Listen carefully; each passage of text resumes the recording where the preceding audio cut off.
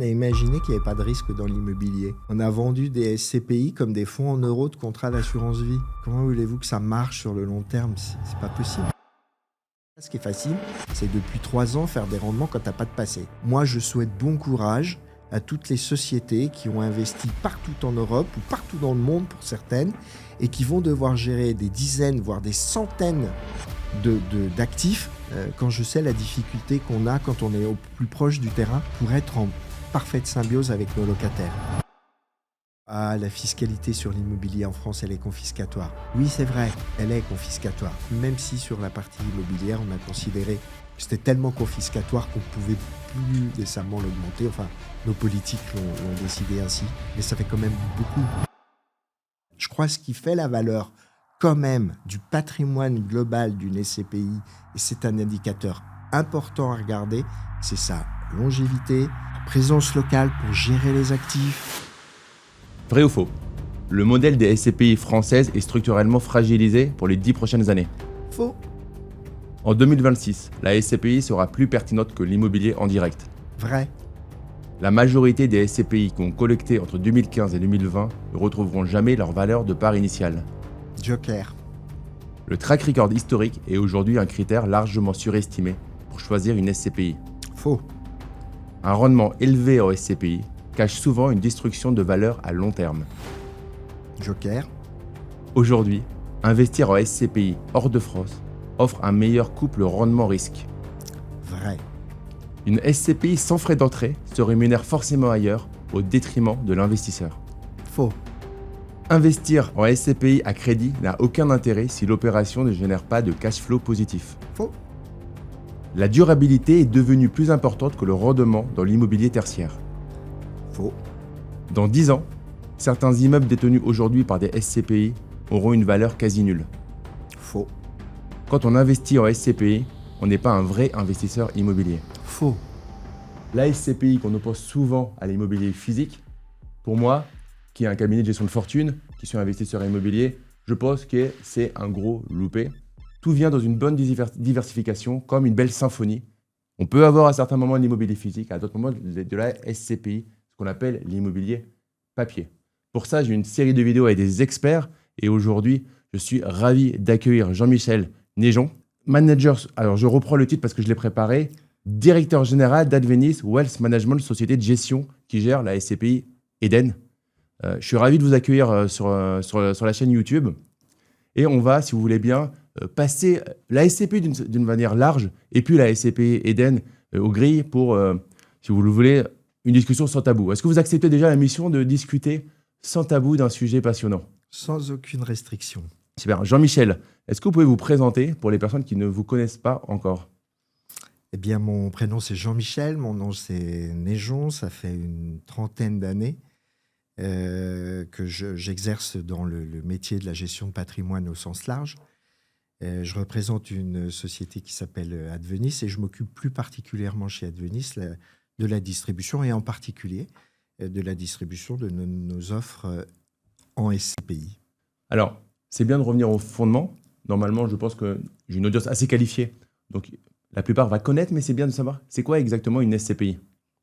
Une SCPI, pour schématiser au plus simple, même si vous avez un public averti, c'est comme si on avait une tirelire, que des investisseurs privés mettent de l'argent dans cette tirelire, confient la gestion d'investissement, puisqu'il s'agit bien d'investissement, à une société de gestion qui a eu une autorité, qui a eu un visa permettant de gérer des investissements immobiliers, société civile de placement immobilier, pour compte de tiers, et qui va donc gérer ces investissements, d'abord à l'investissement, mais aussi dans l'asset management et le suivi de ces acquisitions pour le compte de tiers. En contrepartie, elle versera les fruits, les dividendes générés par le résultat entre d'un côté des recettes, de l'autre côté des dépenses, le solde étant réparti aux associés de cette SCPI.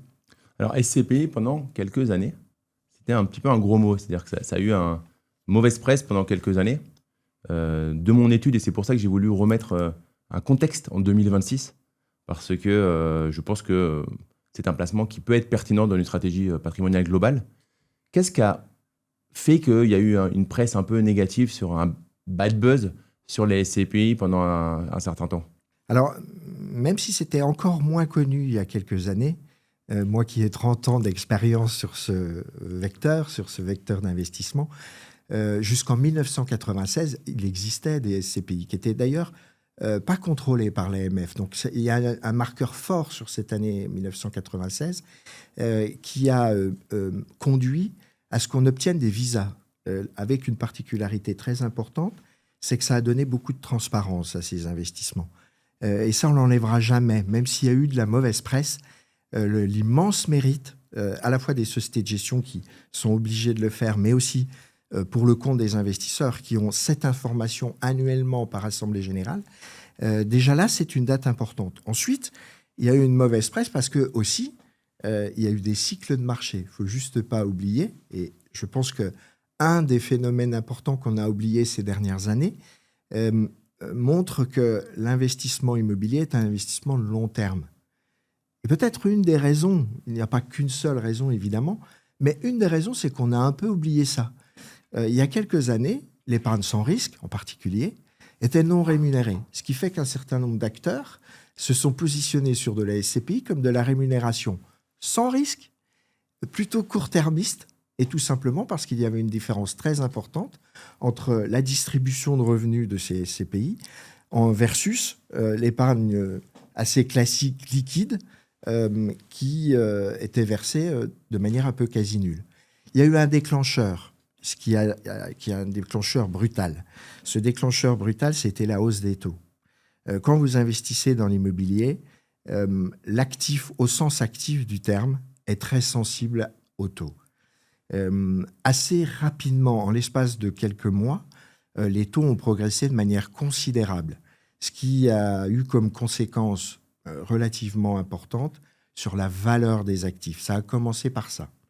Une fois qu'on a dit ça, on n'a pas tout dit sur ce qui s'est passé sur les 3 ou 4 dernières années.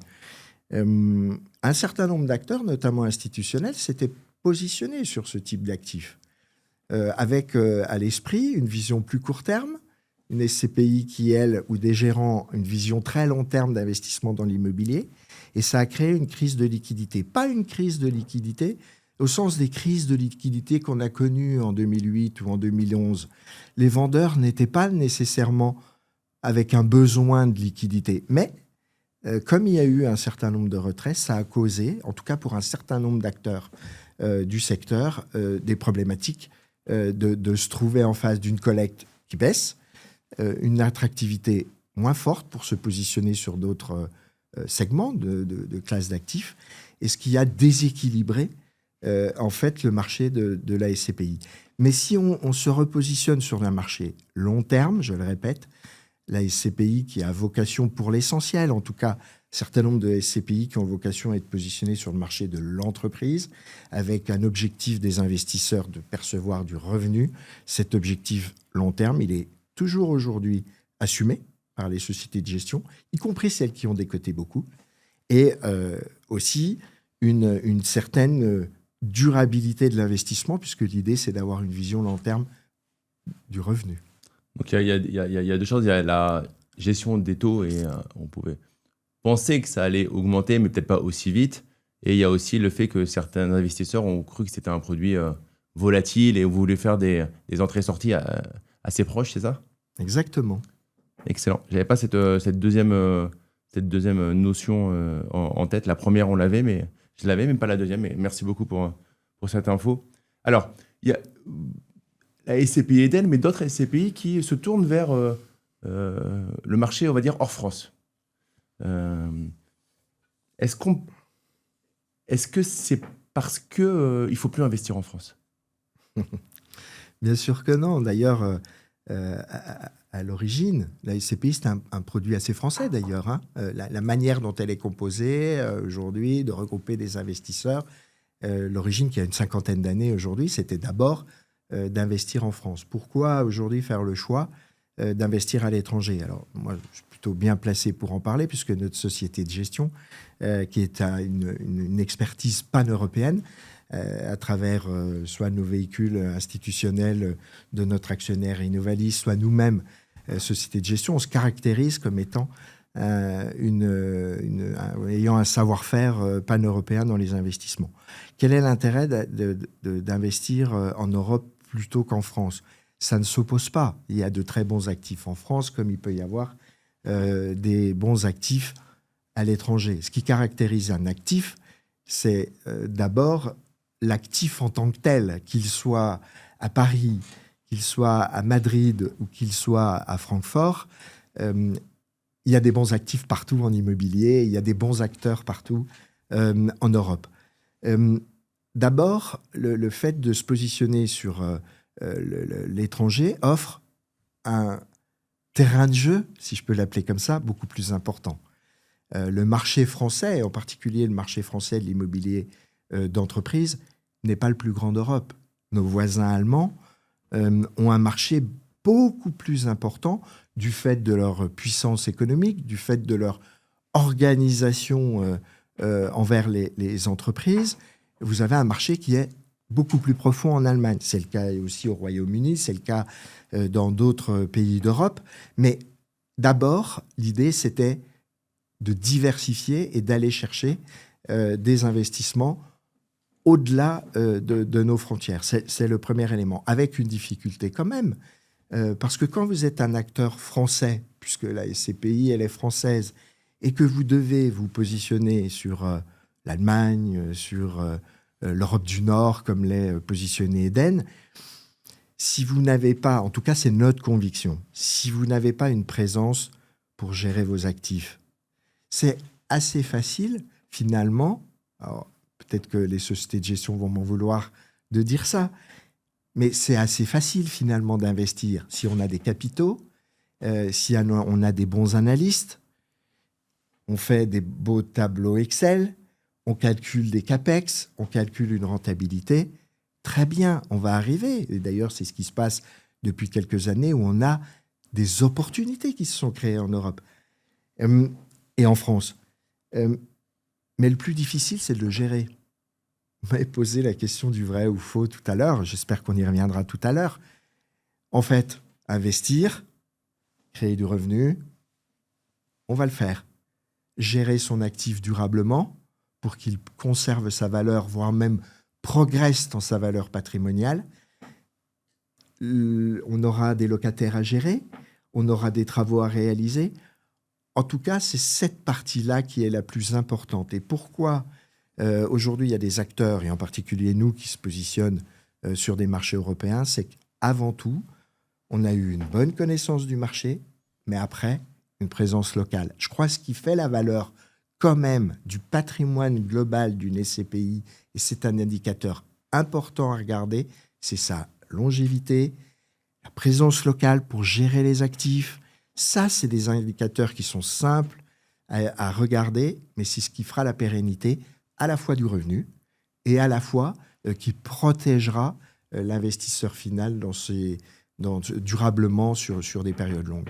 On va y revenir dans un peu plus loin dans la vidéo. On va disséquer, on va prendre le cas pratique de la SCPI Eden, comme ça sera le plus simple et celle que vous connaissez et que vous gérez aujourd'hui. Mais on va avancer sur mon programme, comme ça je suis mon fil conducteur et ça sera encore mieux. Mais j'ai envie de parler de SCPI bancaire. Est-ce que pour vous, par rapport au nouveau modèle alors je viens de la banque, on vient tous les deux de la banque. Ah, on a ce point commun. On a un point commun. On est peut-être légitime à en parler, mais en tout cas, je serais plus gêné de recevoir sur ma chaîne, encore que, mais un patron d'une SCPI bancaire qu'un patron d'une SCPI que j'appelle un peu plus 3.0, quoi. Et d'ailleurs, c'est peut-être un problème global au niveau bancaire, c'est que je pense que le monde de la banque ne se renouvelle pas et est en train de laisser passer beaucoup de choses au détriment je pense, de leur rentabilité. Je pensais déjà ça quand j'ai quitté fin 2019 et je pense ils créent une fin programmée pour eux, quoi. Je ne parle pas de la banque de gestion de fortune, qui est un milieu à part, mais je pense de la banque traditionnelle. Est-ce que vous pensez que les SCPI bancaires sont structurellement condamnées par des SCPI quand même qui semble plus pertinente comme la SCPI Eden? Ouais, ça ne s'oppose pas. Simplement, ce qu'on peut dire dans l'actif collecté sur la SCPI, ce n'est pas la priorité des banques. Si on compare aujourd'hui toutes les sociétés de gestion qui sont détenues par des banques, l'actif lié à la SCPI, il est petit. Il peut être, non pas mis de côté, mais en tout cas non valorisé dans le marché traditionnel des banques. Je ne suis pas là pour faire le procès des banques aujourd'hui. Moi, je suis un indépendant et ça ne s'oppose pas. Je trouve que c'est très complémentaire. Mais quoique, si on cherche une forme d'impartialité, une forme de diversification dans la gestion de son patrimoine immobilier et SCPI comprise, je pense que l'avenir, quand même si les chiffres ne démontrent pas aujourd'hui, peut-être que 85% de l'actif en général détenu par les Français est aujourd'hui peu ou prou piloté par des banques, laisse quand même, pour moi, un goût d'inachevé, en fait. Les banques ne sont pas en architecture ouverte. Les banques ne produisent que eux-mêmes leurs propres actifs, soit en actifs financiers, en actifs immobiliers, en actifs de SCPI. Ça ne favorise pas la diversité de mon point de vue. Je veux peut-être si quelqu'un nous écoute qui est bancaire, en tout cas, c'est mon opinion. Et je pense que ça ne va pas ensemble. Je pense que les banquiers font plein de choses bien. Je pense qu'une société de gestion indépendante crée de la valeur beaucoup plus qu'une institution au sens institution du terme. Excellent. N'hésitez pas à nous mettre en commentaire ce que vous pensez. Et si vous êtes aujourd'hui, où est votre argent? Ça m'intéresse. Vous mettez juste en banque ou via une société de gestion. Et alors, c'est une petite aparté qui n'est pas forcément SCPI, mais on est là sur la chaîne pour éduquer les gens financièrement. Je n'ai pas la prétention d'être meilleur que quelqu'un d'autre, mais mon dada, c'est de vulgariser pour prendre conscience. 85% en banque. Sachant qu'on sait qu'il y a souvent plus de frais.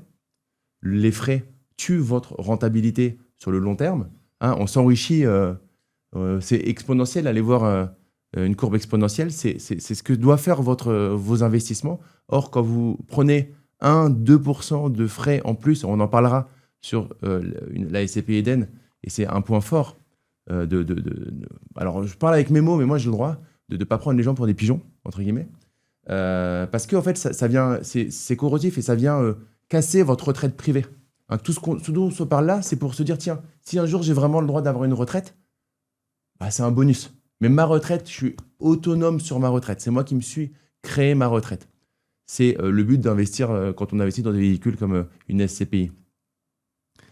Et 85% en banque, sachant que 80% des placements en banque, étant donné qu'ils sont monoproduits, qu'ils sont très commissionnés, pourraient être optimisés par ailleurs, c'est vraiment... moi, honnêtement, et c'est pour ça que je fais ça, ça me rend fou en fait. Et on était tous les deux en banque, donc j'étais de l'autre côté et j'étais très content d'avoir une bonne participation intéressement. Mais prenez ça, prenez votre avenir financier en main. Ne le confiez pas à un généraliste qui vous vend de l'assurance, qui vous vend ceci, qui vous vend cela. Et surtout, est-ce que vous iriez à faire vos courses dans un magasin qui ne vous produit que la marque distributeur? Vous allez chez Carrefour, mais vous pouvez avoir que la marque distributeur. Alors souvent, elle est bien, mais est-ce que votre lessive, vous avez envie de l'avoir sur une autre marque aussi? C'est un peu la même chose. Ils ne peuvent être que monoproduits. On ne va pas faire tous les plaisants là-dessus, mais c'est très important de prendre conscience. On est là pour vous faire prendre conscience. La SCPI Eden, un autre produit, peu importe. Prenez conscience de prendre de l'autonomie financière et de prendre le contrôle de vos finances. On n'a pas fait quelque chose au début de la vidéo, donc je me permets de le faire maintenant. Cette vidéo, elle a un but éducatif. Ce n'est pas un conseil en investissement financier. On ne fait pas de conseil en investissement financier dans la vidéo, on vous éduque. Investir comporte des risques, des risques de perte totale. Donc, ne prenez rien de ce qu'on va vous dire dans cette vidéo pour argent comptant et faites-vous, bien évidemment, accompagner, conseiller.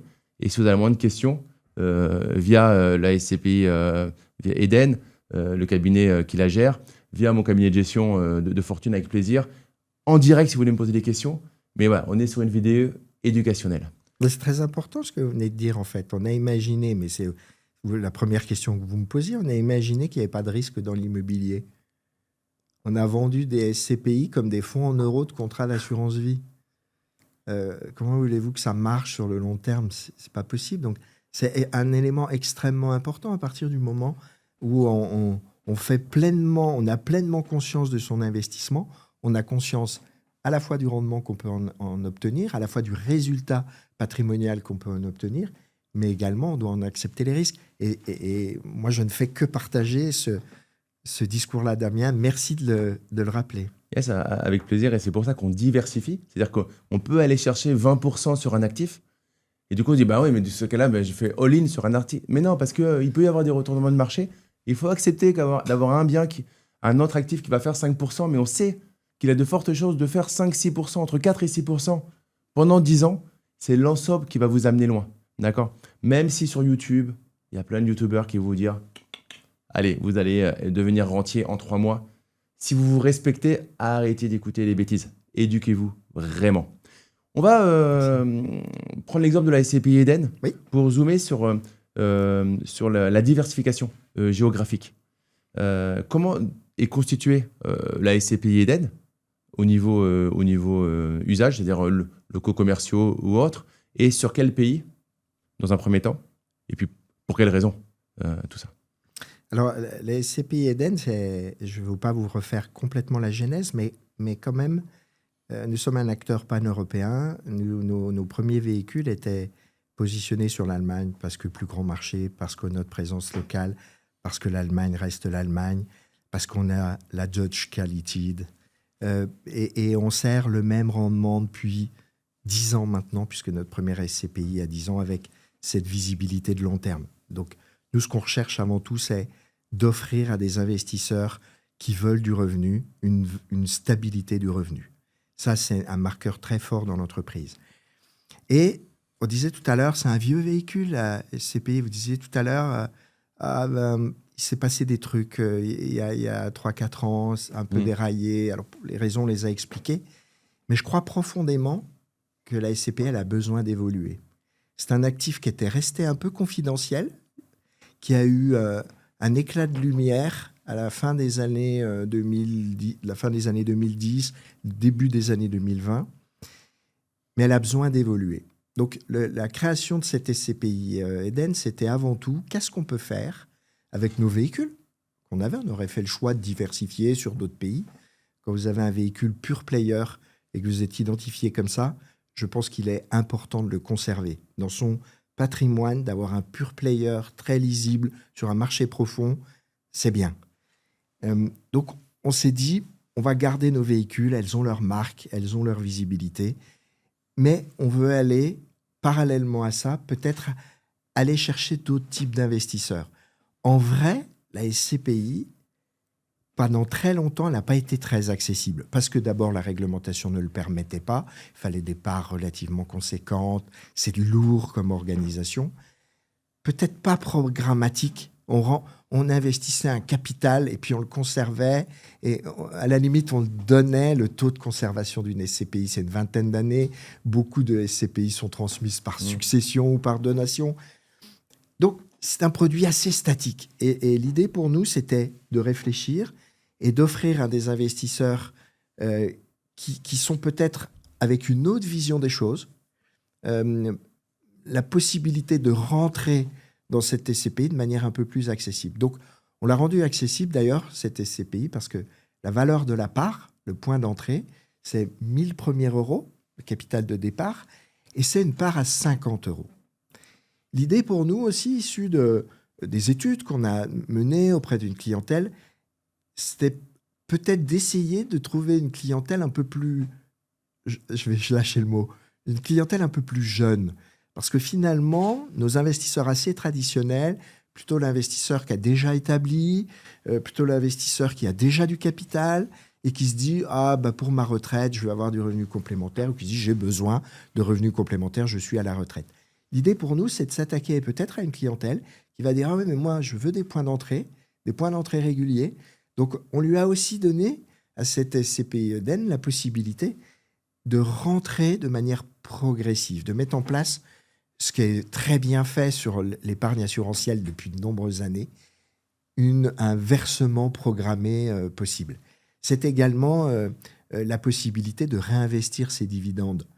Les intérêts composés sur le réinvestissement de dividendes, je ne sais pas si vous avez fait une thématique là-dessus dans vos vidéos d'éducation.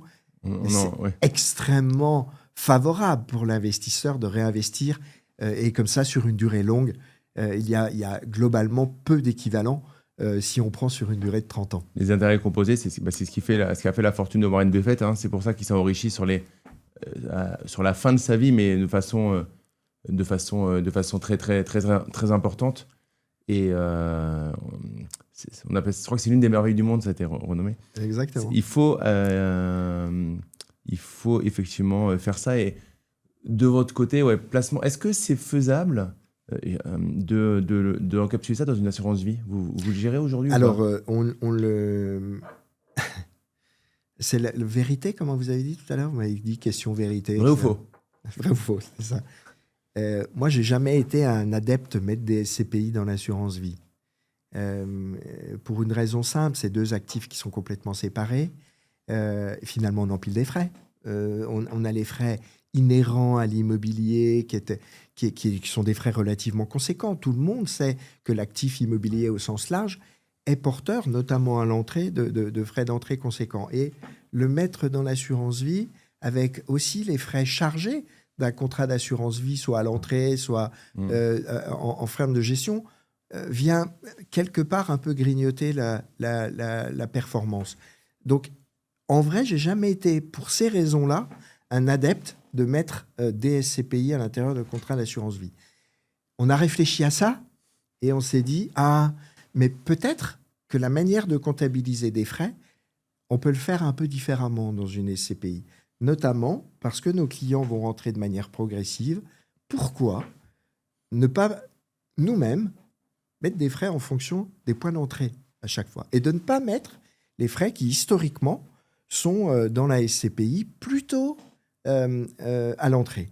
Donc cette SCPI Eden, parce que vous preniez cet exemple-là, elle est accessible, elle est progressive, programmatique, et elle n'a pas de frais à la souscription. Ça ne veut pas dire qu'il n'y a pas de frais, mais ça veut dire qu'on partage pendant toute la durée de cette SCPI les bienfaits des résultats de la société de gestion. Donc c'est un partage de valeur, c'est un partage de performance. C'est une autre manière de comptabiliser les frais. Et puis pour répondre enfin à votre question sur la partie diversification, pourquoi être allé sur l'axe Nordics? Pour deux raisons.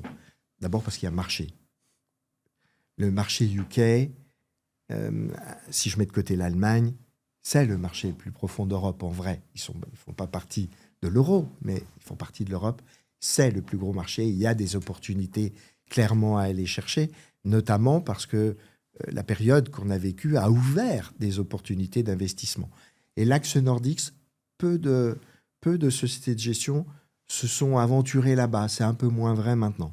Et la deuxième raison, c'est celle que je disais tout à l'heure, parce qu'on s'est doté de structures locales permettant de bien réaliser nos investissements et permettant de bien gérer nos investissements. Donc, on a fait l'effort, nous, d'investir localement dans ces pays, de manière à ce qu'on puisse asseoir la responsabilité qu'on doit aux investisseurs en termes de gestion des actifs. Donc, il y a l'Europe, au sens large, puis il y a le UK, pas la zone euro. Et est-ce qu'il y a d'autres pays que la zone euro aujourd'hui dans la SCPI? Enfin, pas la zone euro, du coup. Il y a d'autres pays que l'Europe dans la SCPI Eden? Notre modèle, c'est vraiment l'Europe. Et je ne sais pas, moi, pourquoi pas demain, mais avec ce même constat, il faut être présent localement. L'actif immobilier, il est de long terme. On doit accompagner les locataires. Moi, je suis stupéfait qu'on regarde aujourd'hui que le rendement, depuis 3 ans, si on regarde un peu la collecte, on ne regarde que les chiffres de collecte. Clairement, il y a des opportunités à aller. Je ne dis pas que c'est facile de réaliser des investissements. En tout cas, ce qui est facile, c'est depuis 3 ans faire des rendements quand tu n'as pas de passé. Moi, je souhaite bon courage à toutes les sociétés qui ont investi partout en Europe ou partout dans le monde pour certaines et qui vont devoir gérer des dizaines, voire des centaines d'actifs quand je sais la difficulté qu'on a quand on est au plus proche du terrain pour être en parfaite symbiose avec nos locataires. Donc, vraiment, c'est un marqueur. Ça fait 3 fois que je reviens dessus, mais c'est un marqueur qui est indispensable, notamment sur la durée. Oui, parce que du coup, si on revient sur on va dire les KPI, les indicateurs d'une SCPI, il y a bon, il y a le rendement, on va en revenir, mais au final, je suis assez d'accord pour dire que dans un investissement, c'est comme un peu sur l'immobilier physique, quand on parle du cash flow, on ne parle que du cash flow, parce que j'aime à dire ça vend des formations, mais ça ne change pas des vies. Mais l'appréciation d'un bien immobilier de 200 000 euros, où on n'a mis que 20 000 euros au début, on parlera aussi de ça, de l'effet de levier, c'est bien plus puissant de prendre un point sur 200 000 euros chaque année que d'aller chercher un bien qui va se déprécier dans la valeur parce que c'est une super love room où dans 5 ans, on ne saura plus si c'est la mode, mais on aura fait quand même, on sera content parce qu'on a fait 200 euros de cash flow en plus. C'est toujours le truc de la vision court terme ou la vision long terme. Et malheureusement, on est dans une société de consommation où la vision court terme excite, mais et c'est le but de cette chaîne et c'est le but de l'éducation. Moi, ce que je pense, c'est la vision court terme, on peut l'avoir dans son patrimoine, mais pas sur cette classe d'actifs. Ah, tout à fait. Et c'est pour ça qu'on va diversifier. On peut, par exemple, pour moi, si on parle là-dessus, et avec grand plaisir, par exemple, aller chercher des actions sur des domaines de conviction. Là, on peut aller jouer à ça, entre guillemets. Parce qu'on a la conviction qu'un marché va marcher, qu'un domaine, mais ou les crypto-monnaies, ok. Mais on va aller chercher sur un pourcentage assez faible de son portefeuille, enfin, selon le montant qu'on a, mais on va pas aller. Ça ne va pas être la stratégie globale quand même d'un patrimoine, d'un paquebot. Moi, ce que j'aime prendre l'image du paquebot. Hein, si on y met sa femme, son mari, ses enfants, c'est un paquebot. Ce paquebot-là, il faut avoir une vision quand même assez moyen-long terme. Qu'on ait une petite partie par conviction ou pas, ça, c'est tout à fait pertinent. Mais dans la globalité, il faut avoir une direction. Et je suis assez d'accord sur le fait que la SCPI, c'est une direction long terme. C'est de l'immobilier, c'est du long terme, il y a du risque. Dans le temps, on sait que le risque se dilue parce qu'une mauvaise année va être compensée ensuite par de meilleures années. Donc, je suis assez d'accord. Mais on peut oui, avoir cette petite folie. Tout à fait. Pourquoi je dis que c'est de la folie? Alors juste, c'est qu'on a vu par des fonds de gestion, c'est qu'entre un tracker et un fonds qui va essayer de timer le marché, on a vu qu'en fait, historiquement, au final, investir dans un tracker qui va reproduire un indice était peu ou prou la même chose. Donc, c'est pour ça. Mais par contre, la vie est un jeu. Si ça nous amuse d'aller par conviction sur une petite partie, allons-y, quoi. Alors, si on prend les différents compartiments, il y a la valeur de restitution, ça, d'une SCPI? La valeur de réalisation. En fait, il y a 3 valeurs terriblement difficiles à comprendre. On mélange de la fiscalité, on mélange de la comptabilité et on mélange de la valeur patrimoniale. Donc, des fois, c'est un petit peu compliqué à s'y retrouver. Mais si on a quelques notions comptables, en fait, une SCPI, c'est une société. Donc, il est assez légitime qu'on y parle de toutes les composantes. Si on fait une définition assez simple, la valeur de réalisation de cette SCPI, il s'agit de la valeur purement immobilière de la SCPI. La valeur de reconstitution, elle dit si le patrimoine devait disparaître de ma société, SCPI, et frais compris, quelle serait la valeur pour reconstituer cette SCPI comptablement? Donc, j'ai une seconde valeur. Vous avez la valeur de retrait, qui est une 3e valeur, qui, en fait, est le reflet de la sortie de la valeur à laquelle vous l'achetez, moins les frais. Donc, vous avez 3 types de valeurs. Quand vous avez une SCPI avec frais, dans le langage commun, on parle maintenant des SCPI avec frais et sans frais. Donc, évidemment, les frais, ils sont un peu indolores parce que quand on vous dit votre part, elle vaut 1 000 euros, dans cette valeur de part, il y a évidemment la valeur nominale, qui est la valeur de la société, auquel on y rajoute notamment les frais, et ce qui fait la différence dans l'entrée à différentes périodes des associés. C'est ce qu'on appelle la prime d'émission. Évidemment, ces frais, dans une SCPI qui a des frais comptabilisés, on va calculer le rendement, frais compris. Mais les frais, vous ne les payez pas à l'entrée, entre guillemets, vous les restituez à la sortie. Donc, c'est ce qui, des fois, quand il y a un marché qui se brouille un peu, les investisseurs ne comprennent pas. Ils ont acheté leur part 1 000 €. Ils ont bien sûr oublié que les rendements se calculaient sur cette part frais compris. Et puis, au moment où ils font la sortie au rachat, ben, je dis, mais elle est où ma différence? Bah, c'est les frais. Sauf si, évidemment, votre patrimoine il s'est apprécié pendant 10 ans, pendant 15 ans, pendant 20 ans. Et c'est là qu'on amortit ces frais, en fait. Donc, voilà 3 types de frais. Le frais de réalisation, frais de reconstitution de l'intégralité de la société et valeur de retrait qui est le montant à laquelle vous allez retirer vos fonds. Alors, sur une SCPI sans frais, évidemment, la grosse différence, il y a quand même une prime d'émission. Mais il n'y a pas les frais à l'entrée, puisque par définition, il n'y a pas de frais. Alors, pour une société de gestion, on peut dire « Ouais, mais vous prenez des risques. » Parce que finalement, s'il n'y a pas les frais à l'entrée, et puis qu'on va se trouver dans une situation un peu compliquée, si les gens veulent sortir de cette SCPI, donc bien souvent, vous avez quelques barrières qui permettent à la société de gestion d'avoir une vision un peu plus long terme. On dit pendant une première période, bah, si vous sortez, vous aurez à supporter quand même des frais à la sortie. Uniquement si vous sortez. Oui, il y a une période incompressible. Exactement. Ouais. Mais tout comme en immobilier, quand vous avez un crédit immobilier, vous avez ce qu'on appelle des indemnités de remboursement anticipées au début, parce que sinon ça coûte plus cher à la banque de se refinancer. Concrètement, si j'investis 1 000 € sur la SCPI, on prend la SCPI Eden, initialement, il n'y a pas de frais d'entrée, c'est ça? Non. Donc ça veut dire que j'investis mes 1 000 €. Oui.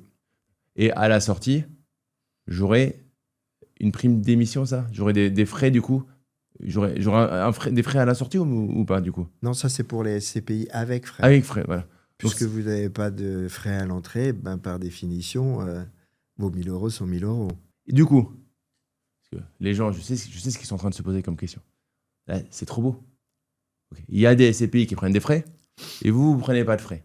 À l'entrée. À l'entrée. Comment? Je précise bien à l'entrée. Il y a toujours des frais. C'est vrai qu'il y a des questions qui peuvent être... S'il n'y a pas de frais dans un investissement au sens large, je pense qu'il faut se poser les questions.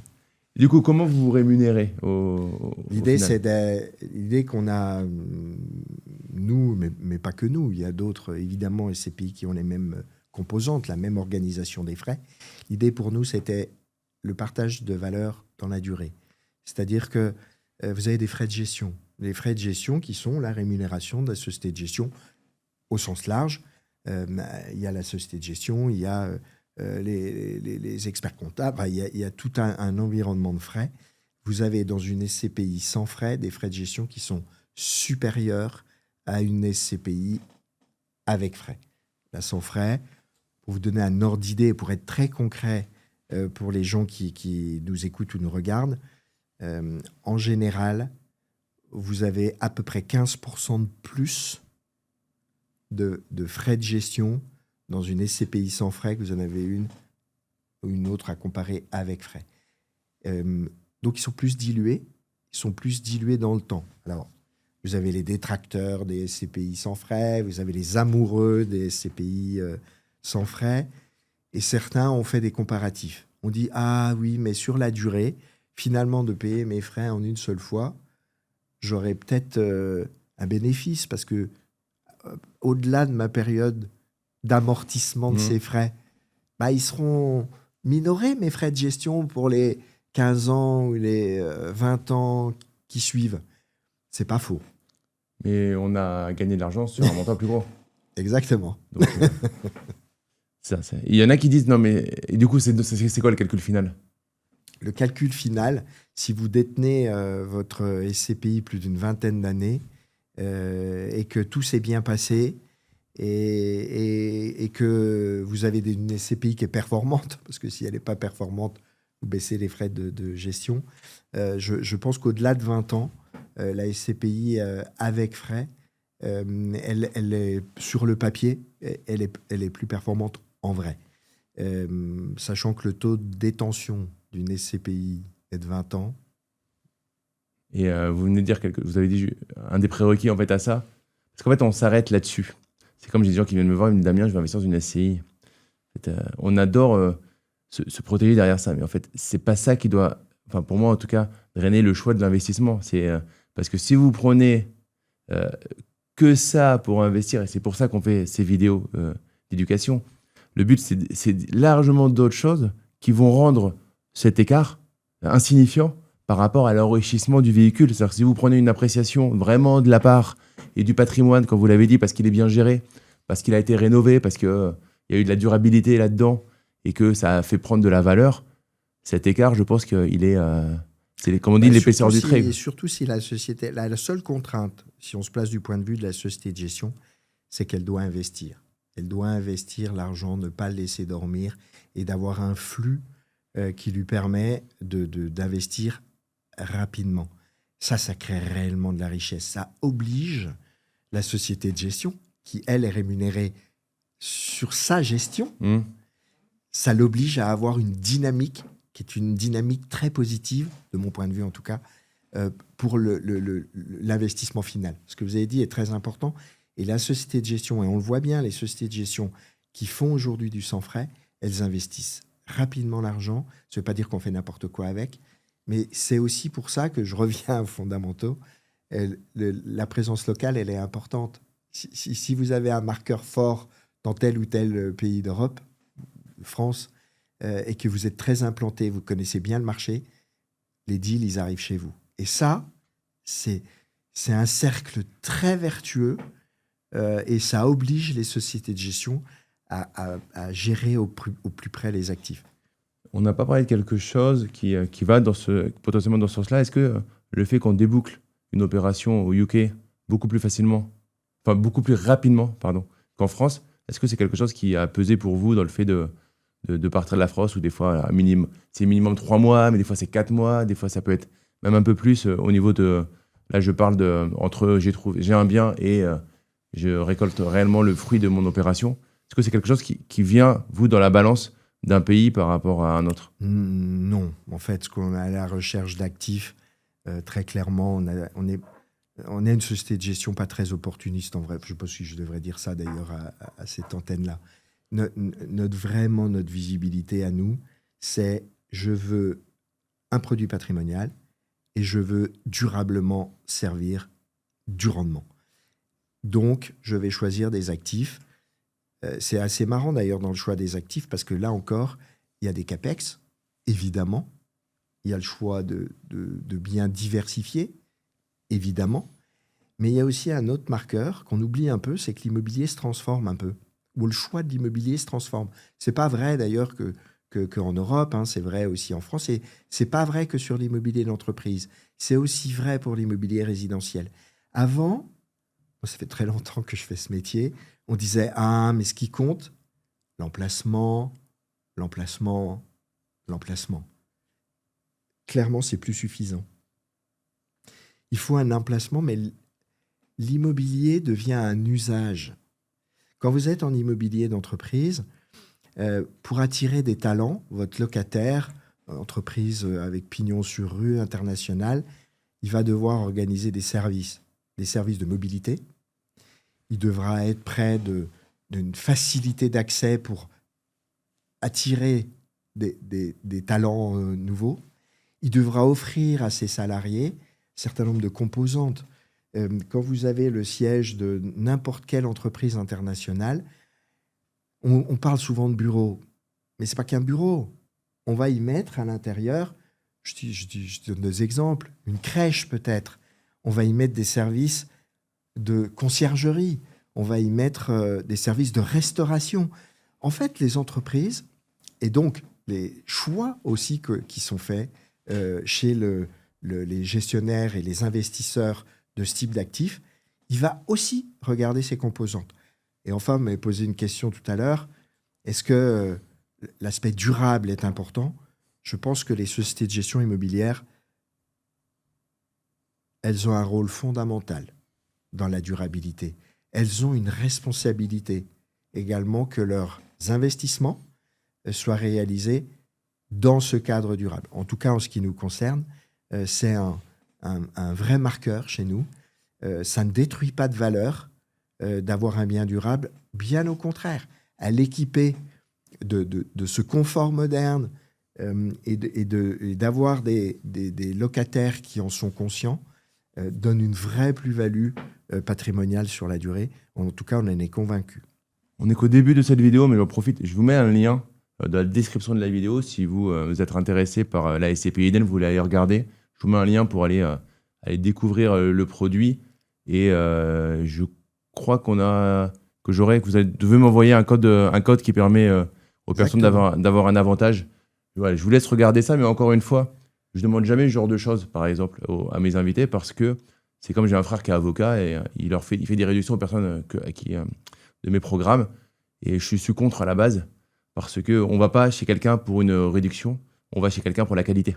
Sinon, c'est qu'on a une vision assez court terme. Mais on le prend quand même, le cadeau. Merci beaucoup. Vous pourrez aller... Ça profitera, voilà. Ça profitera c'est toujours, aux investisseurs. Ça. Et ça augmente, du coup, ça va augmenter votre effet cumulé de l'intérêt composé. On va venir sur la durabilité.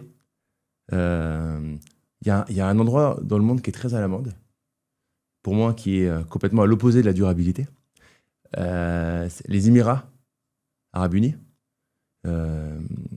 Question provoque, parce que du coup, je pense avoir la réponse par rapport à votre dernier message, mais une SCPI aux Émirats, les Émirats, c'est tendance. Pourquoi on n'y va pas ? Alors d'abord parce que la réglementation n'est pas si facile. Et surtout parce que l'investissement à réaliser pour un investisseur aujourd'hui détenteur de ce type d'actifs, il est peut-être contraignant. Est-ce que pour autant les Émirats font aucun effort ? On peut voir la durabilité de deux manières. On peut dire que le monde il est parfait et qu'on ne va investir que dans des actifs qui sont parfaits. Je n'y crois pas beaucoup. En revanche, pour créer de la valeur, on peut très bien imaginer une forme de progrès. Et je pense qu'on peut aussi imaginer de transformer des actifs qui ne sont pas forcément obsolètes ou qui le sont d'ailleurs, pour les conduire à une forme de durabilité. Donc, y compris aux Émirats, je pense qu'ils sont engagés quand même je ne sais pas sur quelle durée, mais la durabilité, c'est du très très long terme. Je pense que d'abord, il y a une prise de conscience. Et moi, je ne connais pas bien les Émirats, mais en tout cas, j'imagine qu'ils ne sont pas à côté de cette prise de conscience qui est, en tout cas pour l'immobilier, en tout cas, qui est un vecteur fort aujourd'hui, un marqueur fort. Alors, il y a des signaux. On sait qu'aujourd'hui, quand on parle de financement, alors je parle de financement des actifs, pas encore du financement des particuliers pour acheter tel ou tel type d'actifs, ça viendra peut-être. Il y a un certain nombre de bonifications si vous êtes dans une démarche d'abord de progressivité au niveau des conditions de durabilité, et puis aussi il y a des conditions financières si votre actif est considéré comme propre. Donc là encore, ça participe à faire un bon investissement pour les sociétés de gestion. Si on revient à la SCPI Eden, au moment où on tourne cette vidéo, est-ce que les chiffres, est-ce qu'il y a une communication ? Je sais que c'est très réglementé et on n'a pas préparé avant. Est-ce qu'il y a les chiffres qui ont été communiqués sur 2025 ou pas encore ? Alors, pas encore. D'accord. On a des tendances. D'abord, on a les chiffres du troisième trimestre de 2025. Donc, on a déjà quand même une vue assez précise, même si faire des extrapolations d'un trimestre n'est pas autorisé dans une société réglementée de gestionnaire de SCPI. On a quand même des tendances. Donc d'abord, cette SCPI, elle est jeune. Cette SCPI, elle a été créée et mise à ouverture de l'épargne publique le 4 décembre 2024. Donc sur le troisième trimestre, à la fin du troisième trimestre de cette année, elle avait collecté un peu plus de 30 millions d'euros. Donc si on extrapole un peu, à la fin du quatrième, elle devrait se situer aux alentours d'une quarantaine de millions d'euros de collecte. dans l'environnement d'un nombre de véhicules croissants de cette SCPI, un nombre de sociétés de gestion croissantes qui est apparu sur le marché. C'est plutôt bon signe, en fait. Il y a beaucoup de gens qui s'intéressent à ce marché. C'est, en tout cas, en ce qui nous concerne, un bon lancement. Donc, cette SCPI, elle a assez vite trouvé sa place. Est-ce que c'est la manière dont elle a été écrite? Est-ce que c'est la société de gestion? Évidemment, de manière très subjective, je vais vous dire que oui. Mais je pense que c'est un indicateur à regarder, la société de gestion. On a passé peut-être un peu vite tout à l'heure sur la partie bancaire. Je crois qu'un indicateur, c'est cette société de gestion, elle existe depuis longtemps. C'est quoi sa stratégie? C'est clair, hein. Sur tous les sites des sociétés de gestion, vous pouvez avoir une stratégie. Vous l'écrivez, vous la décrivez, votre stratégie d'investissement. Et ça, c'est un indicateur qui est un indicateur important. Donc voilà pour sa collecte. Est-ce que sa valeur de reconstitution, sa valeur de réalisation, est-ce qu'elle sera bonne au 31 décembre sans trahir la confiance de nos autorités de marché? J'ai le sourire quand je parle de sa valeur de réalisation ou de reconstitution au 31 décembre. Et est-ce qu'on a annoncé au marché, on a annoncé que pour une première année, on distribuerait, on avait un objectif de distribution, même si l'année n'était pas complète, puisqu'on a versé des dividendes que 3 trimestres sur les 4, hein, c'est parce qu'elle venait de se créer. On avait annoncé un taux de rendement distribué de l'ordre de 8% sur 3 trimestres, en fait. Donc, ça fait un peu plus, si on dirait, sur une année. Je crois qu'on a réussi à faire ça. Excellent. Et c'est quoi le rendement? Alors, je sais qu'il y a le rendement distribué, que vous annoncez distribué, et le rendement cible sur une durée. C'est quoi le rendement? Ouais, c'est deux notions qui sont... on parle de chiffres, ça peut des fois vous paraître peut-être un peu compliqué. N'hésitez pas d'ailleurs à poser vos questions. Et avec plaisir, peut-être qu'on refera une vidéo avec grand plaisir pour répondre aux questions. Mais à un moment, hein, et j'insiste beaucoup sur cette chaîne, on ne peut pas juste toujours être dans la couche superficielle.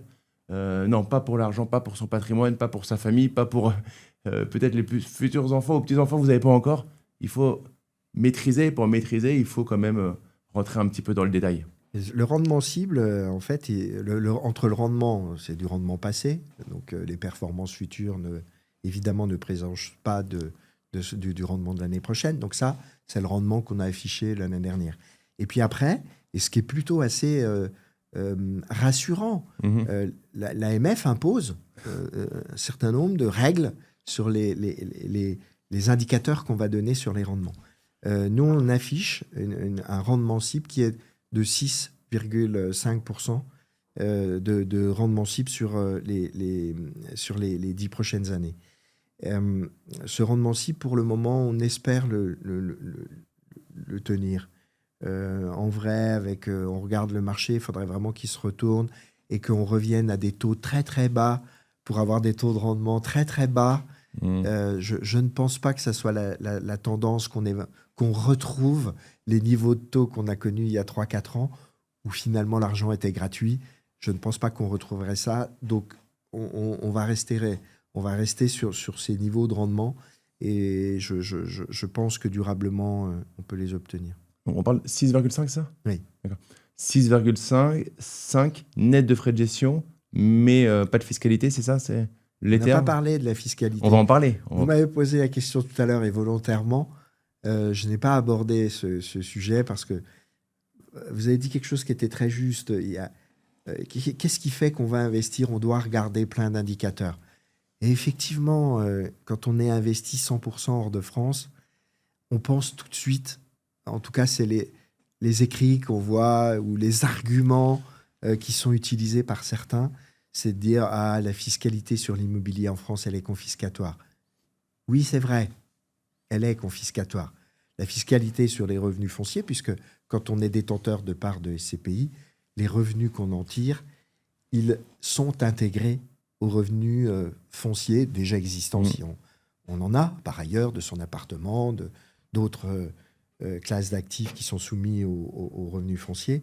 Et l'imposition, elle est sur cette base-là par rapport à votre tranche marginale d'imposition, auquel on rajoute évidemment les contributions sociales qui viennent pour le coup de recevoir une petite augmentation, même si sur la partie immobilière, on a considéré que c'était tellement confiscatoire qu'on ne pouvait plus décemment l'augmenter. Enfin, nos politiques l'ont décidé ainsi.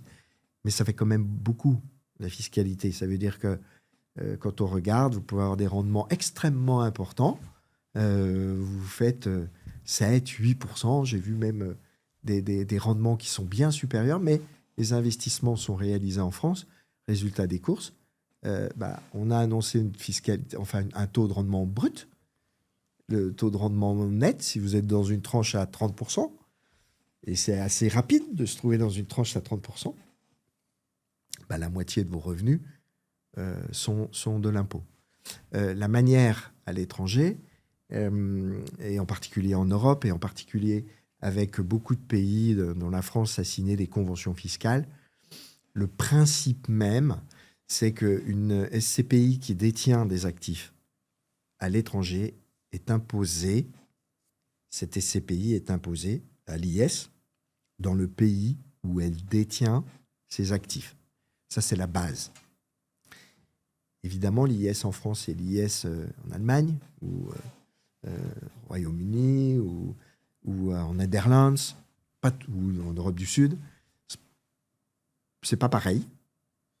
Malgré qu'on ait une Europe un peu unifiée, on a des taux de fiscalité qui sont différents.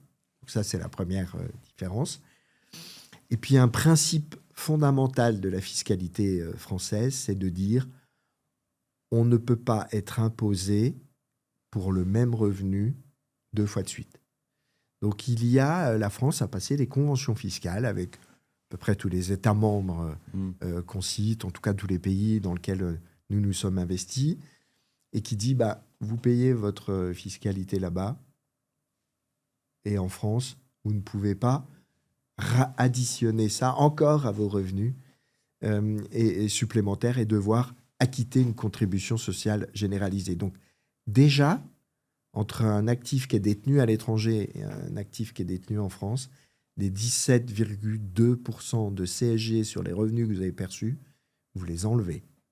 Donc en termes de rendement, si on ne regarde que le rendement, ça crée déjà une distorsion assez importante du rendement net. Parce que finalement, toutes les communications qu'on voit aujourd'hui, on s'est mis d'accord, toute société de gestion. Et je le comprends. Une SCPI française, une SCPI étrangère, on ne comprend rien de tout ça. Donc, pour uniformiser les choses, on a parlé de revenus bruts avant fiscalité. Et je confirme à tous les gens qui nous écoutent que le revenu net, c'est un indicateur qu'il faut regarder quand on est investisseur particulier, parce qu'on n'est pas imposé de la même façon, même si on est un investisseur français, si on détient des actifs à l'étranger ou en France. Et du coup, la SCPI Eden, elle est 100% hors de France ou elle a une partie en France ? 100% hors de France. D'accord. Donc déjà, c'est plus simple pour le calcul. C'est ça. Alors, il ne faut pas s'en faire, par contre. Les sociétés de gestion ont vraiment pris... Aujourd'hui, il y a beaucoup de sociétés de gestion. On était l'une des premières sociétés à faire du 100% hors France il y a une dizaine d'années. Aujourd'hui, il y a quand même beaucoup de sociétés de gestion qui ont mutualisé quand même leurs investissements. On a un bout en France, on a un bout à l'étranger. On ne s'y retrouve pas forcément quand on est investisseur, qu'on reçoit à la fin, qu'on doit mettre dans des cases de sa déclaration. En revanche, les sociétés de gestion, pour l'essentiel, ont des indicateurs. Elles donnent réellement les chiffres à mettre au bon endroit. En tout cas, en ce qui nous concerne, on accompagne les investisseurs pour qu'ils déclarent très concrètement ce qu'on doit mettre dans telle ou telle catégorie de revenus. C'est un accompagnement des sociétés de gestion, en particulier de la nôtre. D'accord. Ça veut dire que si je suis un particulier, que j'investis dans la SCPI Eden, on va dire, qui est full hors France, mon imposition, elle sera dans le pays elle sera gérée hors de France sans double imposition. Oui. Donc sur mon avis d'imposition à la fin de l'année, j'aurai un chiffre à mettre à un endroit, mais il sera entre guillemets $1 au niveau de de ma propre fiscalité. C'est pas indolore dans le sens où j'ai déjà payé de la fiscalité, mais il aura été retenu. C'est ça? C'est un peu plus subtil que ça. C'est un peu plus compliqué que ça. Vous avez deux grands types de fiscalité quand vous êtes investi à l'étranger. Soit on appelle ce qu'on appelle le crédit d'impôt. Beaucoup de pays européens sont dans cette catégorie-là de crédit d'impôt. Ça veut dire que vous allez déclarer dans vos propres revenus ce que vous avez perçu. Mais en compensation, vous aurez un crédit d'impôt qui viendra compenser un éventuel impôt que vous auriez à payer en France. Donc, entre guillemets, on neutralise. Et puis, vous avez une deuxième catégorie, ce qu'on appelle le taux effectif. Donc là, pour le coup, on n'a pas, entre guillemets, la déclaration sur les revenus ne se matérialise pas. Ça ne veut pas dire que vous n'avez pas payé d'impôt, parce que vous l'avez quand même payé là-bas. La dernière petite subtilité, n'écoutez pas les gens qui disent qu'il n'y a pas du tout d'impôt en France, parce que le législateur fait quand même très très bien les choses. Et quand on perçoit des revenus mondiaux, c'est-à-dire en dehors de la France, il y a des conventions fiscales, pas de problème. Vous n'allez pas payer 2 fois le même impôt sur le même actif. Sauf que quand on parle de fiscalité française, on parle de la fiscalité globale, tout revenu confondu. Ce qui veut dire que dans le calcul de la base taxable, vos autres revenus, eux, comme vous avez un taux moyen qui est un tout petit peu supérieur, il y a ce qu'on appelle de manière un peu exagérée pour moi, mais ce qu'on appelle le frottement fiscal. Donc, il y a une petite incidence, non pas sur vos revenus, vous n'avez pas de double fiscalité, mais ça fait monter le taux moyen de vos autres revenus. Donc, on a quelques décimales d'impôts supplémentaires ou d'impôts qu'on n'aurait pas payés si on n'avait pas fait l'investissement, mais en même temps, on n'aurait pas eu les revenus. D'accord. Et on n'aurait pas profité de la magie des intérêts composés, puisqu'on on remet du dividende. Alors, on va parler d'effet de levier, un truc que j'adore. C'est quoi l'effet de levier? C'est le crédit immobilier. Juste avant ça, parce que je l'ai sous les yeux, je l'avais noté, on l'a abordé, on a donné 2 fois le terme, et je ne suis pas sûr que tout le monde comprenne. Le CAPEX, vous en avez parlé 2 ou 3 fois. Est-ce que vous pouvez donner une définition de ce que c'est? Je ne sais pas si on a une définition bien précise, il faudrait regarder un peu sur le dictionnaire, mais si on vulgarise un peu les choses, le CAPEX, c'est le moyen effet de levier compris, de voir la projection de ce que pourrait donner un investissement aujourd'hui en termes et de revenus et de plus-value, en tenant compte d'un effet de levier de l'emprunt. Donc, en fait, c'est un indicateur assez simple qui permet de positionner son investissement durablement dans le choix qui est fait. Et l'effet de levier n'est pas neutre. Effectivement, là-dessus, le crédit n'est pas neutre. Malgré que le crédit, on entend beaucoup ça, étant donné qu'on a augmenté les taux d'une manière très brutale, enfin quand je dis on s'est trouvé devant le fait accompli déjà en 2022, beaucoup en 2023. Si vous aviez beaucoup d'endettement dans vos SCPI, mathématiquement, les taux ayant monté, dans vos calculs, dans vos CAPEX, évidemment, ça fait chuter le CAPEX de sortie. Mais malgré tout, c'est pour un investisseur privé, on s'est dit, mais on ne va plus investir parce que finalement, mon crédit qui était à 0, non, j'exagère, mon crédit qui était à 1% ou 0,%, il est passé à 4%, donc ça me coûte trop cher. Si on schématise un peu ce qu'est l'effet de levier, quand on était à 0, on avait le rendement de l'argent qui était à 0. Donc finalement, on avait le sentiment de faire une bonne affaire parce qu'on empruntait l'argent pas cher, mais en face, il était peu rémunéré. Ce qu'il faut juste regarder, c'est un peu le delta. Aujourd'hui, on a des taux de rendement, ne serait-ce que pour parler des SCPI, et reprenons l'exemple de la SCPI Eden, vous allez trouver un investissement que vous allez sans doute être autour de 4% sur 20 ans. On vient de dire tout à l'heure qu'on a un espoir de rendement de 6,5. Le delta entre les deux, c'est 2,5. Quand on avait de l'argent à 0, du rendement à 0, le delta, c'était 0. Une inflation qui rentre aussi en ligne de compte, qui a fait beaucoup de richesses d'ailleurs en immobilier à la fin des années 70 jusqu'à aujourd'hui. C'est cette différence-là, inflation comprise, qu'il faut regarder pour bien profiter de l'effet de levier. Du coup, ça c'est vraiment, vraiment structurant de ne pas regarder juste le bout de son nez, quoi. De comprendre en fait les mécanismes. Mais en fait, en comprenant les mécanismes, on acquiert une indépendance de jugement et d'appréciation du bruit. Dans tous les domaines, de toute façon, hein, c'est le bruit qui fait du mal. C'est tout ce qu'on entend à droite, à gauche, la vulgarisation. Encore une fois, je le répète, mais malheureusement, c'est les raccourcis qui font vendre et c'est pour ça que les gens font des raccourcis. Mais c'est aussi des fois à cause de vous qui nous regardez parce que vous voulez des raccourcis. Et malheureusement, on ne peut pas toujours simplifier. Alors, je sais que si vous voulez Amazon, avec 2 secondes Amazon Prime, ce soir à 22h, j'ai ma commande. C'est vrai. Et je le fais aussi, je suis le premier à le faire. Mais ça fait aussi qu'on a des enfants qui veulent gagner 10 000 euros par mois sans rien faire. Ils pensent que c'est facile. C'est ce que j'appelle la génération one click. Il faut aller un peu plus en profondeur pour réellement comprendre les choses et se cultiver. L'effet de levier. Est-ce qu'on peut investir dans une SCPI comme Eden avec effet de levier? Oui. Vous avez il faut passer par sa banque, il y a des établissements bancaires spécialisés pour la SCPI, vous avez des établissements qui vous suivent facilement. Comment ça se passe tout ça? Les deux. Il se peut que les banques prêtent à ses clients. Ça existe encore. Nous, on faisait ça à l'époque, mais encore aujourd'hui, ils continuent de prêter. Alors, des fois, avec des contraintes d'acheter leur propre SCPI, s'ils ne vous prêtent pas, etc.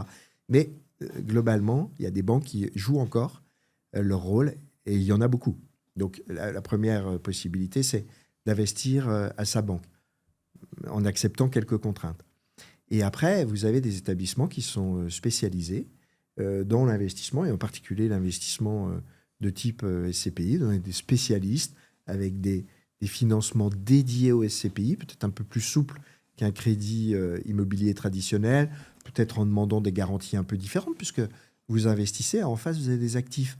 Donc, évidemment, pendant toute la durée du crédit, sans doute que la banque va nantir peut-être les parts que vous détenez, etc.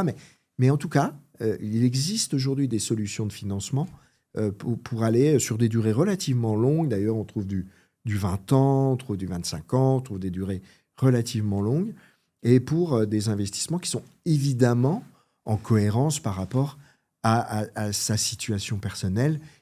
Toujours un emprunt, il faut être en capacité évidemment de pouvoir le rembourser. Mais voilà.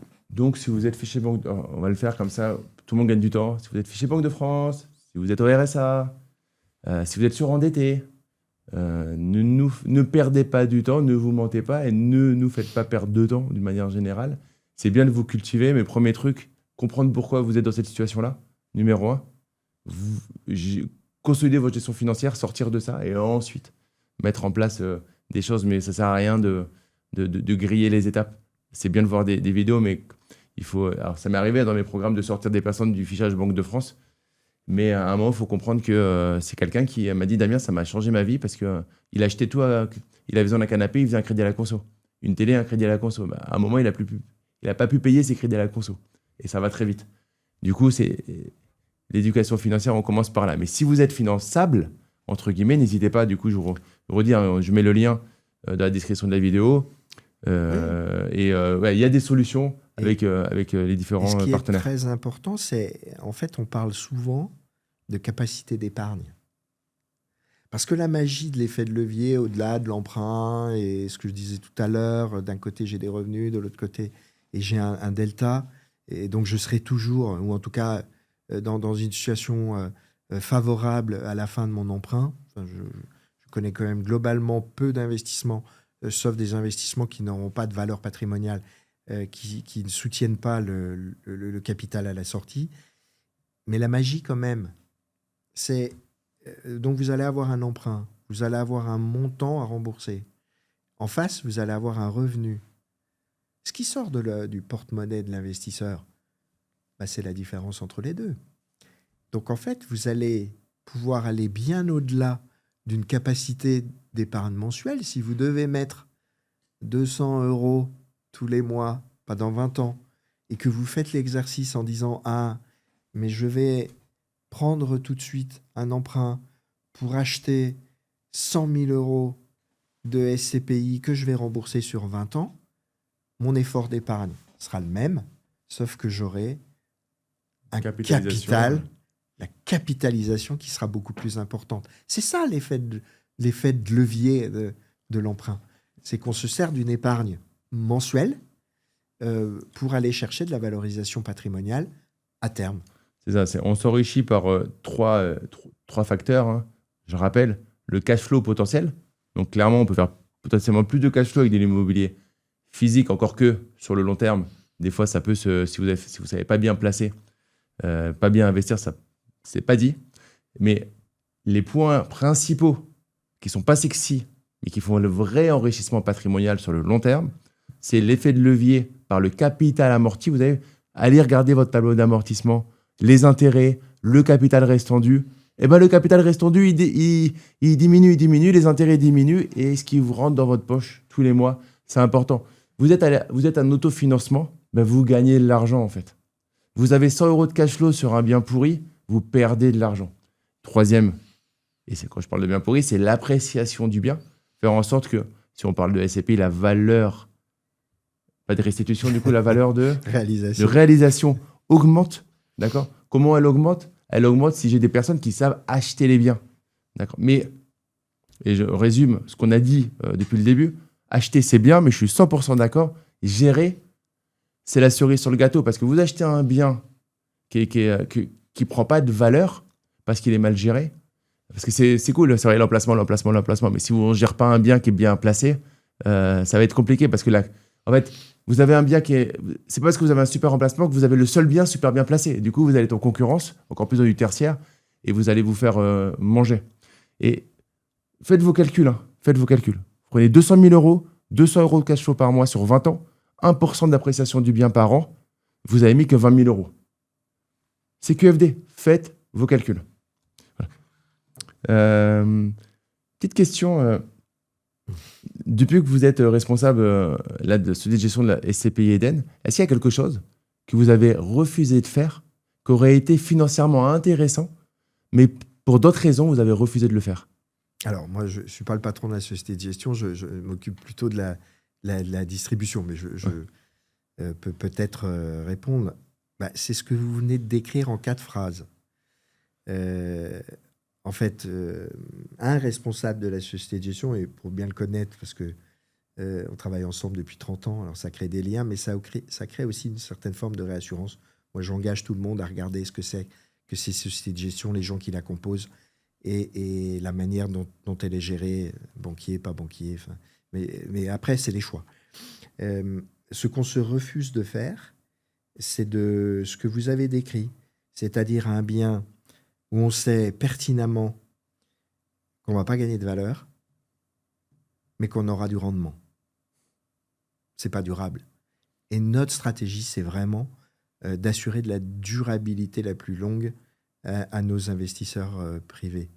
Donc, on regarde, hein, aujourd'hui, il y a encore des opportunités qui sont, même si elles sont un petit peu moins nombreuses, le marché est calme, les transactions sont reparties, notamment dans les pays dans lesquels on est investi. Je parle en Allemagne, avec les plans de relance considérables.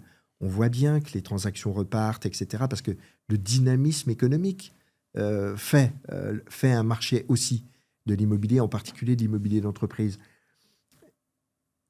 Je crois que ce n'est pas durable d'acheter ce que vous avez dit si votre bien n'est pas entretenu, si vous achetez dans de mauvaises conditions, non pas conditions financières, votre bien, il ne vaudra jamais rien. C'est ça. Ne pensons pas que dans un marché immobilier, tout se revend. Tout est bien. On y a cru pendant quelques années dans un marché euphorique. Les gens ont acheté n'importe quoi, n'importe où. Sûrement, les youtubeurs sont pas forcément... On n'est pas... je mets le terme. Il y a des gens qui en ont profité, ouais. Et tant mieux. Mais la période n'est pas celle-là. En tout cas, en tout cas, quand on est gestionnaire d'actifs et qu'on veut durer, c'est pas la vision qu'on doit avoir de l'immobilier. C'est mon point de vue.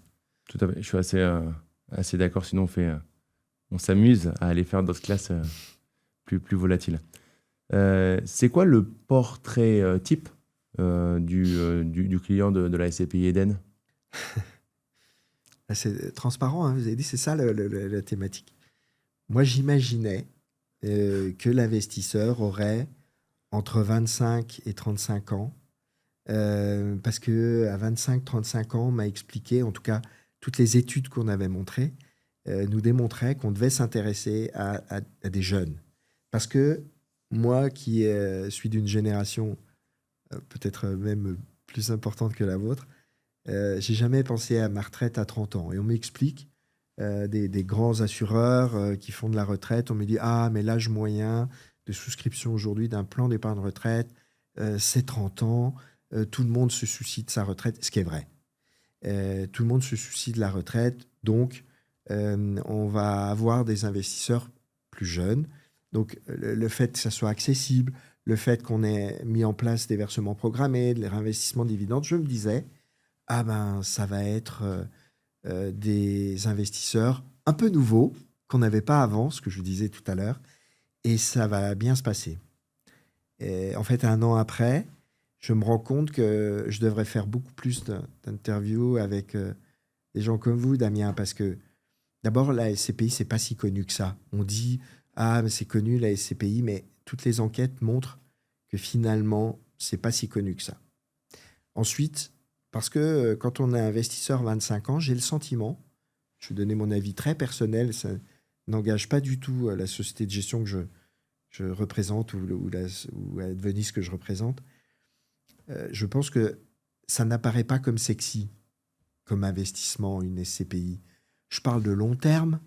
Vous disiez tout à l'heure, ah oui, mais aujourd'hui, on est dans une équation plutôt court-termiste. Donc, moi, je dis, ah, mais il faut investir sur 15 ans ou sur 20 ans. Ça manquait de digital. Donc, on a fait des efforts considérables, et notamment Eden Investissement, pour mettre à disposition des outils qui sont des outils modernes de souscription, plus autonomes. On disait tout à l'heure, ah ben oui, mais on va aller chercher du conseil, etc. Aujourd'hui, la digitalisation, l'IA, l'information, elle est plus facile à obtenir, et donc on doit encore faire des efforts sur cette partie-là. Pour répondre concrètement à cette question, je reste quand même sur cette SCPI Eden, sur un investisseur assez traditionnel. J'espère que ça va changer. J'espère que je ferai plein d'éducation d'investisseurs un peu nouveaux. Et je pense que dans un investissement, on peut avoir acheté de la crypto, on peut acheter de l'ETF, mais en même temps, on peut consacrer une petite partie, ou en tout cas une partie de son budget, à faire des investissements de plus long terme sur ce type d'actifs. Ça amènera quand même beaucoup de sécurité, entre guillemets, même si, évidemment, il y a toujours des risques de faire ce type d'investissement, mais ça amènera quand même une vision plus long terme. Et je pense que le long terme, le court terme, le moyen terme, moi, j'ai appris ça quand j'étais sur les bancs de la fac ou quand j'ai commencé ma vie de gestionnaire de patrimoine, et c'est toujours vrai. Regardez la répartition d'un patrimoine des plus grosses fortunes. Elle s'est diversifiée, c'est jamais focus sur une seule capitalisation. Ça fait longtemps que j'ai pas fait de vidéo là-dessus. Je vais faire une vidéo YouTube sur la répartition d'un patrimoine des plus grosses fortunes, parce que, alors, on peut pas forcément au début tendre et autant diversifier, mais ça donne une idée sur cette répartition-là. Il faut l'équilibre. En fait, vous devez créer un parapluie financier qui supporte les tempêtes et le temps. Alors, c'est vrai que c'est pas forcément sexy, mais vous profitez d'un paradis bancaire qu'est la France sur l'effet de levier, les amis. Allez vous balader un petit peu à l'étranger, vous verrez, ça s'appelle un taux variable. C'est pas la même chose. Quand on commence, on sait pas comment ça finit et on sait pas ce qui va se passer l'année d'après. Nous, c'est juste magnifique par rapport à ça. En fait, vous avez les règles du jeu limite à l'avance. Qu'est-ce qui peut arriver généralement ? Il y a une augmentation du prix de la valeur du loyer dans les dividendes, ce qu'on appelle les dividendes, ça revient à du loyer moins des frais. Donc, du revenu locatif, souvent, ça s'apprécie dans le temps, l'inflation. Donc, en fait, c'est quoi lutter contre l'inflation ? Aujourd'hui, c'est lever de la dette. Vous levez de la dette en immobilier, physique ou SCPI, vous luttez contre l'inflation. Parce que vous partez d'un scénario que vous connaissez, et chaque année, vos loyers vont prendre l'inflation. Et du coup, qu'est-ce qu'un investissement qui bat l'inflation? Il n'y a pas mieux que l'immobilier pour moi pour vous faire un investissement qui bat l'inflation. Par définition, alors je connais moins sur le tertiaire que sur l'immobilier d'habitation, mais ça doit être à peu près la même chose. Voilà. Façon, à comparer à un livret, je regardais encore hier, quelqu'un, alors je ne connais pas la source exacte, donc c'est difficile d'en parler, mais en tout cas dans l'absolu, je regardais 20 000 euros investis il y a 20 ans sur un livret, et il y a beaucoup d'argent hein, qui se capitalise depuis quelques mois, alors pour des tas de raisons, de manque de confiance, etc., de besoin d'avoir un petit matelas, mais 20 000 euros investis il y a 20 ans sur un livret, c'est moins 3% par an de performance nette d'inflation sur les 20 dernières années. Donc une érosion du capital, 3% par an pendant 20 ans, si on fait juste le calcul, on a presque mangé la moitié de son capital, pratiquement. C'est juste dramatique. Et pour le respect de l'argent que vous gagnez, il est dur à gagner cet argent. Il est dur, on transpire pour gagner son argent. Chacun à son niveau. C'est primordial de comprendre cette partie-là. Si on rajoute une petite couche sur le fait que vous cotisez pour un système qui est au bord de la faillite, qui est le système de retraite, donc vous mettez le montant que vous cotisez chaque mois à la retraite, plus l'érosion du capital que vous investissez mal, et en fait, vous travaillez, vous roulez, en fait, vous êtes en train de pédaler sans chaîne, donc vous n'allez pas avancer. Et nous, on veut que vous avanciez. C'est la mission de cette chaîne. J'ai oublié un sujet super important, la nue propriété. Est-ce qu'on peut investir dans la SCPI Eden en nue propriété? Alors, je ne sais pas si tout le monde est familier avec ce qu'est la nue propriété. C'est assez simple comme définition. En fait, dans la propriété totale, vous avez deux parties. Vous avez celui qui jouit de cette propriété, et puis vous avez celui qui en est le nu propriétaire. Donc, il y a un calcul relativement simple qui se fait en fonction de durée. Elle peut être viagée, elle peut être durée partielle. Et donc, on fait la dissociation entre la nue propriété du bien et celui qui en perçoit les fruits.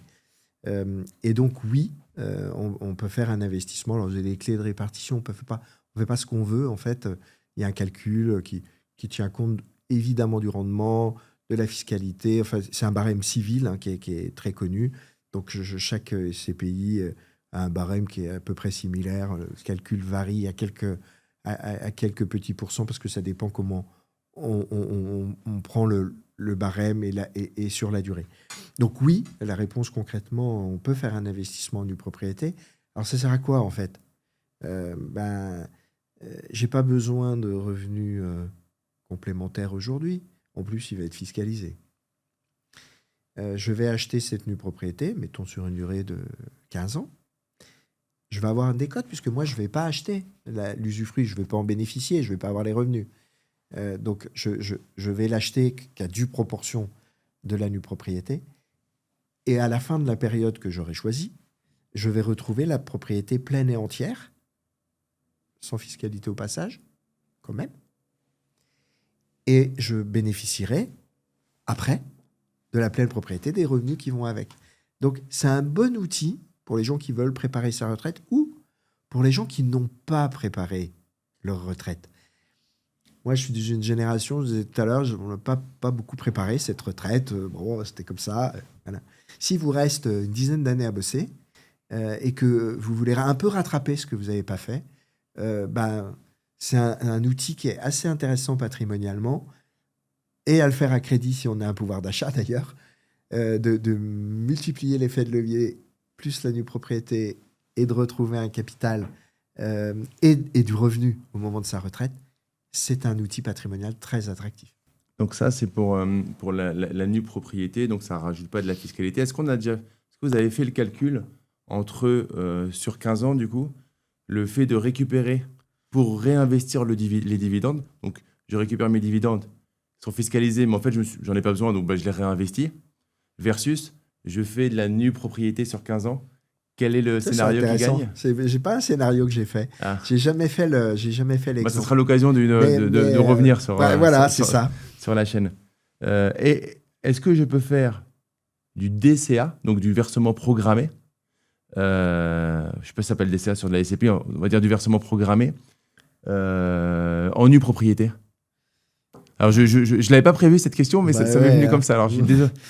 Vous êtes trop imaginatif, ou alors je ne suis pas assez en avance sur les options qu'on pourra proposer. Ça me paraît demain. balèze, c'est pour ça.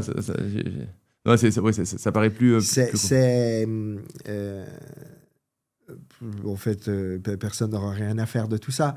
Mais en tout cas, c'est pas facile à gérer. Ah oui, ça me paraît compliqué. En même temps que j'ai posé la question, je me suis dit, s'il me dit oui, c'est parce que c'est pas évident à gérer. C'est pas facile à gérer parce que ce qui est pas facile à gérer, c'est la durée. Bah oui. En fait, chaque année qui passe est une durée qui se réduit. Si vous dites, j'ai pas préparé ma retraite, je voudrais dans les 10 années qui viennent le faire. Donc ça obligerait d'augmenter, si on le faisait, d'augmenter d'une année, ou alors d'avoir à l'inverse, d'avoir une dynamique dans l'autre sens de vent, etc. Pour les développeurs de la SCPI, je pense que vous avez je retiens, c'est une bonne idée. Si on peut faire le meilleur de deux mondes, l'effet de levier, mettre en place un versement programmé, on peut potentiellement rattraper. On n'a jamais en retard. C'est bien le moment où on le fait, mais on peut potentiellement, en tout cas, accélérer cette prise de conscience et le résultat. Est-ce qu'il y a un profil qui ne serait pas du tout adapté à la SCPI? Non, alors on fait des questionnaires de profilage, de risque, etc. C'est un peu... d'ailleurs, c'est une obligation. La SCPI, elle est commercialisée par des gens qui sont conseillers en investissement financier. S'il y a quelqu'un qui vous propose de la SCPI demain et qui n'a pas ce statut, il n'a pas l'opportunité de le faire. C'est quelque chose qui est très encadré. Et dans cet encadrement, il est nécessaire de voir deux choses. D'abord, si le conseil il est adapté, et ensuite, s'il y a une adéquation entre son propre profil d'investissement et la réalité de ce que procure une SCPI. Donc, non dans l'absolu. Maintenant, si dans votre profil d'investisseur, vous voulez 100% de votre capital disponible demain matin, que vous n'avez pas cette vision long terme d'investissement, évidemment qu'il ne faut pas choisir ce support. Mais est-ce qu'il convient à peu près à tout type d'investisseur? Il n'y a pas de restriction au sens... il n'est pas recommandé. C'est un produit qui reste complexe quand même. C'est un produit qui doit être soumis à un conseil préalable. Mais c'est un produit assez basique. Ça ne va pas enlever tout l'intérêt des sociétés de gestion, etc. Mais d'un point de vue de la compréhension, c'est un produit qui est assez facile à comprendre. Même s'il est dans la catégorie des produits complexes, c'est simple. C'est simple d'utilisation. Il n'y a pas un engagement dans la gestion puisque vous la confiez à quelqu'un. Donc, oui, ça comporte des risques. Oui, ça doit correspondre à un type d'investisseur. Mais il n'y a pas de barrière. Et un gros point positif de la SCPI, on arrive vers la fin, c'est que quand vous passez par un cabinet de gestion de patrimoine, donc cabinet de gestion que vous avez, notre cabinet comme notre cabinet dans le multifamily office, s'il y a une diversité globale, en fait, c'est un produit entre guillemets où c'est la SCPI qui va rémunérer, on est tout à fait transparent, la société de gestion qui vous conseille et qui vous accompagne. Et du coup, ça serait dommage, peut-être expression commerciale, mais ça serait dommage de s'en priver du coup, pour être sûr que ça soit le bon produit pour vous. C'est le bon produit. Vous allez chercher de l'effet de levier, vous mettez en place un versement programmé et surtout, vous ne regardez plus. Parce que ce qui tue un investisseur, c'est d'être tous les jours sur son portefeuille. Il faut rester placé sur le marché le plus longtemps possible et c'est le but de ces produits en immobilier. Je vous ai mis le lien du coup de la SCPI EDN, un petit code cadeau. Vous verrez ça, je vous mets tout le détail tranquillement. Si vous avez des questions, n'hésitez pas à les poser en commentaire. À prendre un rendez-vous avec la société de gestion, je pense que c'est possible. Tout à fait. Via le site qui a été refait. Dites-nous dans les commentaires ce que vous pensez du site. Est-ce que vous trouvez ça... c'est toujours intéressant parce que... et dites quand c'est bien, pas juste quand c'est pas bien.